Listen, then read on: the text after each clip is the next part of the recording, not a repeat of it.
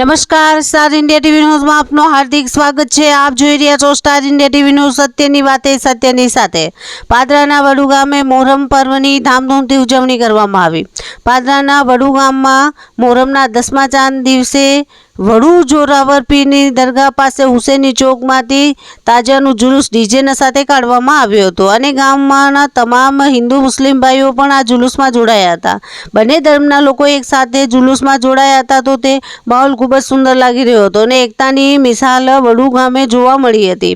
જ્યારે જુલુસ આખા બજારમાં ફેરવવામાં આવ્યો હતો અને ઠેર ઠેર જગ્યાએ ઠંડા પાણી શરબતનો પણ પ્રોગ્રામ રાખવામાં આવ્યો હતો અને વરુ દીવાન મદાર યંગ કમિટી દ્વારા બજારમાં નાસ્તાનો પણ પ્રોગ્રામ રાખવામાં આવ્યો હતો। તાજિયાનું જુલુસ ડીજે સાથે ડબકા મહીસાગર નદીના કાંઠે વિસર્જન કરવામાં આવ્યો હતો। કોઈ અનિચ્છનીય બનાવ ન બને તે માટે વડુ પોલીસ સ્ટેશનમાંથી ચુસ્ત બંદોબસ્ત ગોઠવવામાં આવ્યો હતો।